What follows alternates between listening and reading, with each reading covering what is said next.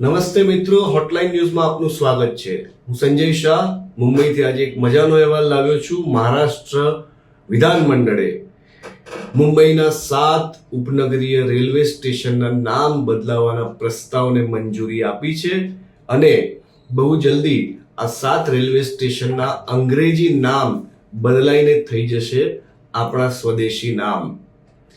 આ 7 સ્ટેશન મધ્ય રેલવે, પશ્ચિમ રેલવે અને હાર્બર રેલવે ત્રણેય લાઇન પર આવેલા છે.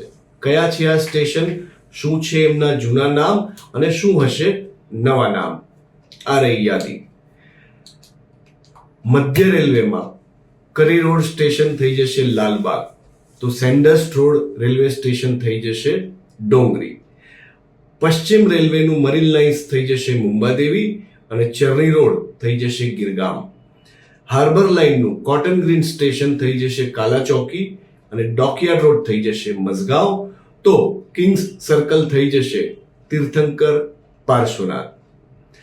આ જે નક્કી થયેલા નામ એ 7 સ્ટેશન. આ ઉપરાંત બીજા રેલવે સ્ટેશન્સના નામ બદલાવવાની પણ માગણી તો હજી ઊભી જ છે. એમાં દાદરને ચૈત્યભૂમિ નામ આપવાની વાત છે. મુંબઈ સેન્ટ્રલને, જેનું ક્યારેક નામ બેલાસીસ રોડ પણ હતું, એને બદલીને કરવું છે નાના જગન્નાથ શેઠ. ચર્ચગેટ સ્ટેશનનું નામ બદલીને કરવું છે બાળાસાહેબ ઠાકરેનું.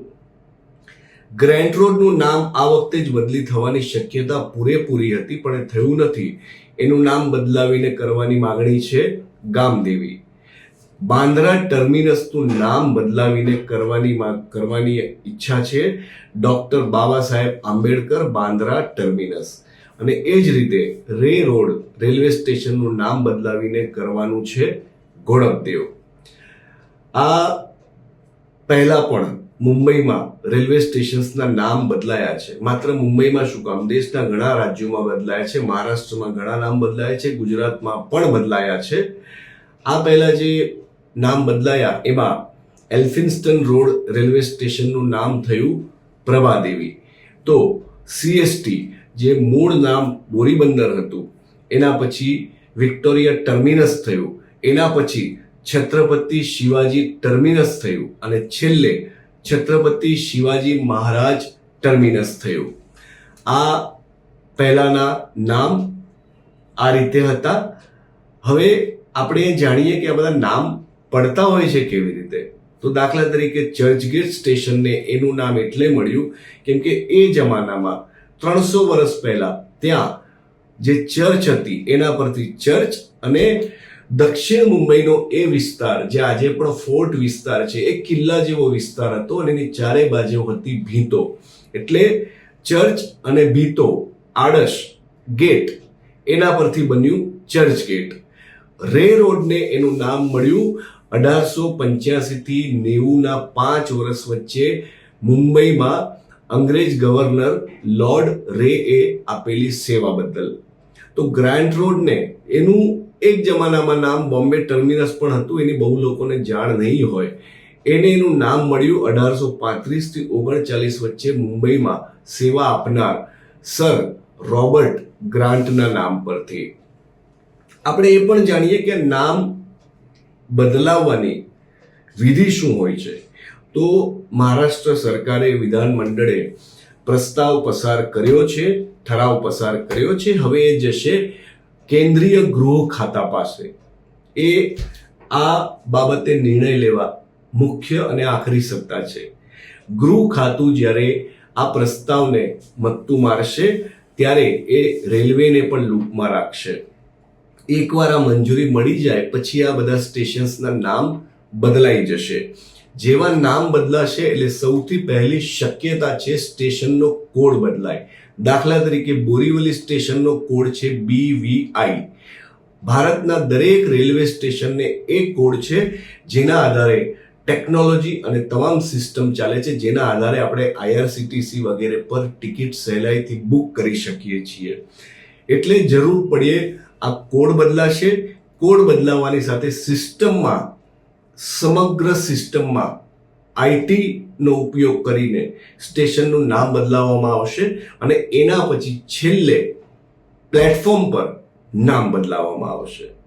અને આપણે જે આની પહેલા વાત કરી એમાં અમુક સ્ટેશન મને બીજા પણ યાદ આવી રહ્યા છે કે ચર્ચગેટનું નામ આવી રીતે પડ્યું.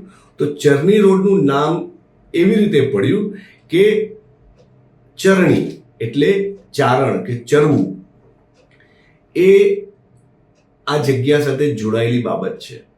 એક જમાનામાં ત્યાં ઘોડા, ગાય, બળદ, બકરી એ વગેરેને ચરવા માટેની વિશાળ જગ્યા હતી. આપણે જેને ગાય, બળદ, પશુઓ માટે જે આપણે ગૌચર કહીએ છીએ એ રીતે ચરણી પરથી આવ્યું ચરની અને ચરની રોડ થયું. માટુંગાને એનું નામ કેવી રીતે મળ્યું?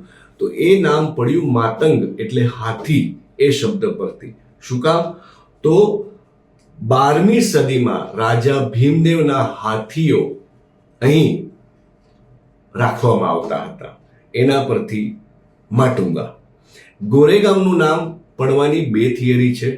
એક, ત્યાં જે રાજકીય રીતે ખૂબ સક્રિય અને આદરણીય નામ ધરાવતું ગોરે પરિવાર રહે છે, એના પરથી ગોરે ગામ.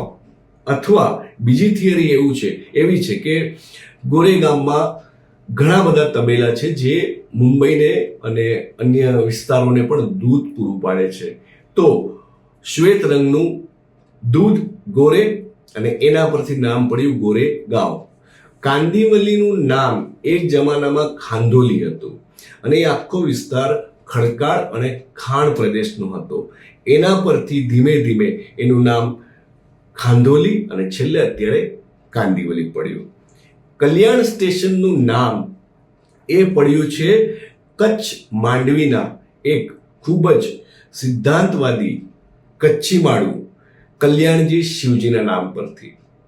એમની કામ કરવાની નીતિ વગેરેથી પ્રભાવિત થઈને એક અંગ્રેજ અધિકારી એન્ડરસને જ્યારે કલ્યાણ સ્ટેશન બન્યું ત્યારે એને નામ આપ્યું કલ્યાણજીભાઈ શિવજીનું.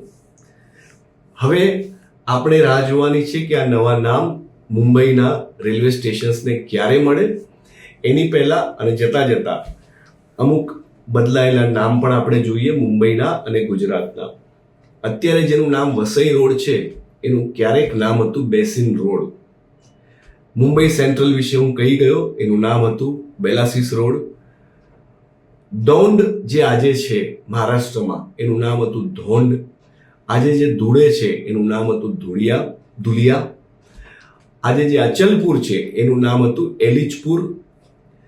આજે જે ખડકી છે એનું નામ હતું કિરકી. આજે જે કોલ્હાપુર છે એનું નામ પહેલા જે કોલ્હાપુર હતું એનું આજે નામ છે છત્રપતિ સાહુ મહારાજ ટર્મિનસ. એ જ રીતે પૂના હવે થઈ ગયું છે પુણે. શોલાપુર હવે થઈ ગયું છે સોલાપુર અને શ્રીરામપુર હવે થઈ ગયું છે બેલાપુર. છેલ્લે આપણા ગુજરાતના અમુક સ્ટેશન્સ જેના નામ બદલાયા છે. એક જમાનામાં જે બરોડા હતું એ આજે છે વડોદરા. બ્રોચ હતું એ આજે છે ભરૂચ. બુલસર હતું એ આજે છે વલસાડ. કેમ્બે હતું એ આજે છે ખંભાત. ગોયા ગેટ હતું એ આજે છે વિશ્વામિત્રી. અને મોહમ્મદાબાદ અને કૈરા રોડ એ થઈ ગયું મહેમદાબાદ અને ખેડા રોડ. તો રેલવે સ્ટેશનના નામ બદલવાની વિધિ એકધારી સતત ચાલતી રહી છે અને ચાલતી રહેવાની છે. અંગ્રેજોની નિશાની સમાન એમના નામ કાઢીને સ્વદેશી સંસ્કૃતિ અને સ્વદેશી જીવનશૈલી ધરાવતા નામ આપવાનો સરકારનો આ નિર્ણય કેટલો સારો અને ઉપયુક્ત એ તમે નક્કી કરો. હોટલાઇન ન્યૂઝ વતી હું સંજય શાહ મુંબઈથી. અને તમે અમારી ચેનલ લાઈક અને સબસ્ક્રાઇબ કરી કે નહીં? ના કરી હોય તો હમણાં જ કરી લો, કારણ કે ખૂબ બધા અનુભવી અને જાણકાર પત્રકારો એકથી ચડિયાતા અહેવાલો લઈને હોટલાઇન ન્યૂઝ પર સતત મૂકી રહ્યા છે. તમને સતત મળતા રહેશે સારા અને સાચા સમાચાર. તો લાઈક કરો, સબસ્ક્રાઇબ કરો અમારી ચેનલ હોટલાઇન ન્યૂઝ. ધન્યવાદ.